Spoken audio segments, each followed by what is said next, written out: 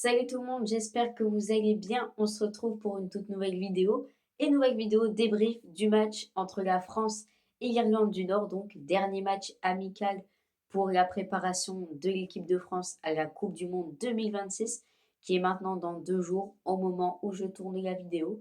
Et donc voilà, dans cette nouvelle vidéo débrief, on va analyser énormément de choses sur ce match, de la victoire 3-1 des Bleus avec ce triplé de Michael Olise.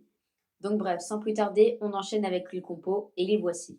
On commence avec la composition de l'équipe de France, donc un 4-2-3-1 aligné sur le papier avec Maignan dans les buts, Théo Hernandez, Upamecano, William Saliba et Jules Koundé pour la défense, donc une charnière centrale Upamecano-Saliba, voilà, qui reste assez classique.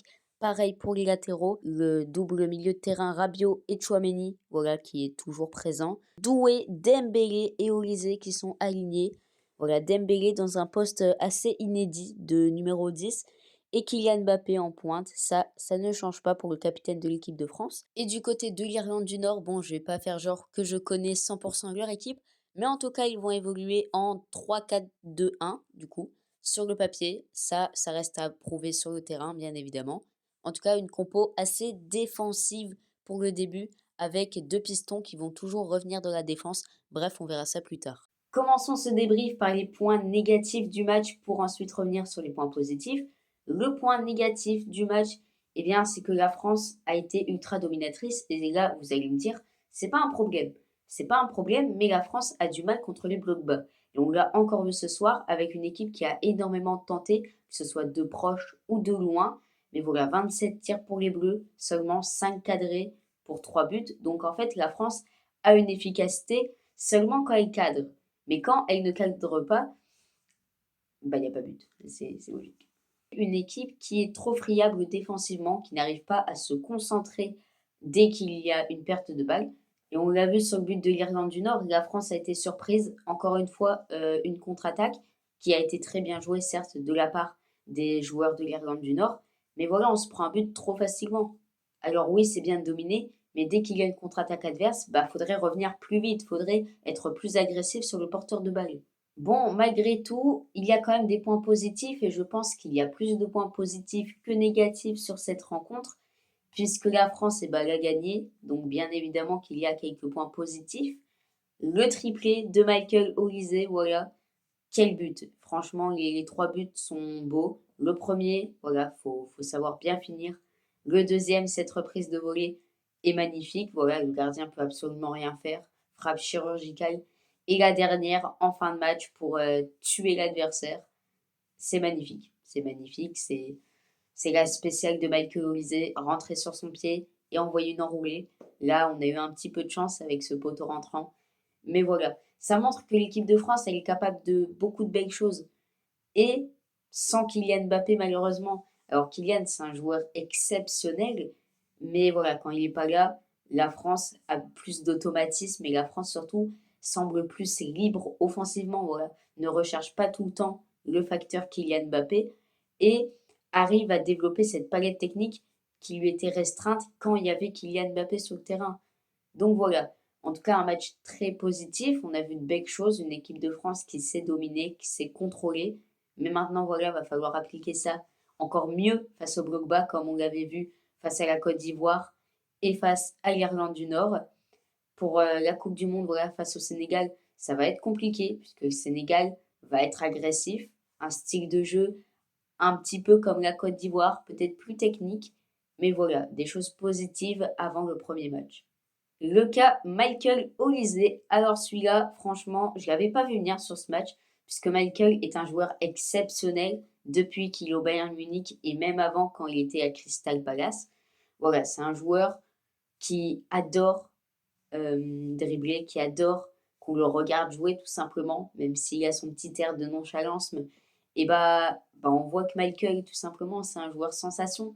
C'est un joueur, il peut tout sortir à n'importe quel moment. Et ça fait du bien d'avoir des joueurs comme ça dans une équipe de France. Surtout que Michael aurait pu jouer dans d'autres sélections nationales. Je crois qu'il aurait pu jouer pour 3 autres sélections avec l'Angleterre et les nationalités de sa mère. Donc voilà, c'est un talent exceptionnel. C'est incroyable que la France ait réussi à le récupérer et c'est une chance énorme en fait que la France a, surtout liée avec un Cherki, Barcola, Doué, Dembélé, Kylian Mbappé bien sûr, parce que ça reste quand même un joueur exceptionnel. Mais voilà, là il te sort un triplé, c'est lui qui te sauve le match, parce que sinon il n'y avait personne pour cadrer une frappe. Et voilà, franchement nickel sur son côté, a fait les retours défensifs quand il le fallait, a su se montrer rapide et vertical dans la construction du jeu. Franchement, c'est du Michael Olise et ça fait plaisir de le voir à ce niveau-là juste avant la Coupe du Monde. Bien évidemment, on a parlé du top Michael, eh bien, il faut parler du flop Kylian Mbappé. Voilà, le capitaine des Bleus sort encore une fois d'un match très compliqué avec son équipe de France. Voilà, c'est dur pour Kylian en tant que numéro 9. Voilà. Pour moi, il aurait dû jouer à gauche, mais à gauche, bah, c'est bloqué par Doué et Barcola, même s'il est sur le banc, le français. Donc, ouais, il faudrait mettre Dembélé en pointe parce que Kylian, clairement, il te ralentit les actions.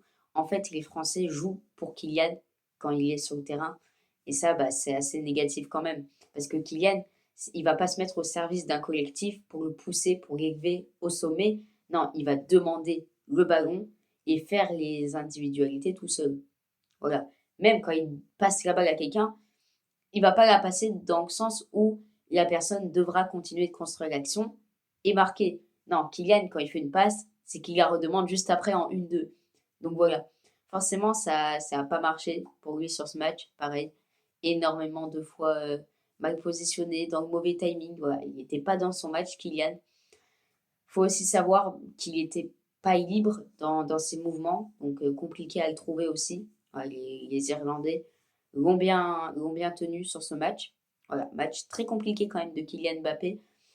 Bien évidemment, faut qu'il active le mode Coupe du Monde puisque c'est dans les grandes compétitions que le Kicks répond présent et on espère qu'il sera au top et mieux que sur ce match, bien évidemment. Pour le français, voilà. Personnellement, j'aurais bien aimé le mettre sur le banc et le faire rentrer en fin de match pour son tranchant. Mais force est de constater que Deschamps, eh bien, le mettra quand même titulaire à la Coupe du Monde. Je pense que c'est sûr à quasiment 100%. Donc voilà, on espère que Kylian ira mieux. France-Sénégal, donc, ça arrive le 16 juin, dans 8 jours désormais, au moment où j'enregistre. Voilà, les Sénégalais sortent d'une défaite 4-2 contre les États-Unis. C'était un match compliqué pour eux, même si c'était un petit peu la folie offensivement. Voilà, j'ai pas regardé le match des Sénégalais, mais globalement, j'ai pu comprendre qu'ils avaient été en difficulté, surtout quand tu te prends 4 buts. Voilà, bon, les Sénégalais sont pas dans leur top de leur forme, comme ils étaient à la Coupe d'Afrique des Nations. Et maintenant, voilà, c'est sûr que ça va être un match compliqué, physique et endurant. Donc forcément, cette équipe de France va devoir monter encore plus le niveau de jeu, d'autant plus que je pense que la composition qu'on a vue de France-Irlande, eh bien, je pense que ce sera la composition type des Bleus pour la Coupe du Monde. Donc, espérons que Deschamps règle les petits trucs tactiques voilà, qui ont pêché, notamment quelques petits 1-2 ou petits retours défensifs, mais aussi à l'attaque, puisque certains joueurs sur les côtés se sont retrouvés trop seuls, d'où pourquoi il y avait beaucoup de centres assez hasardeux. Et voilà, il faudra clairement utiliser la puissance d'un Dembélé, l'explosivité d'un Olise, Cherki et Doué, et la finition de Kylian.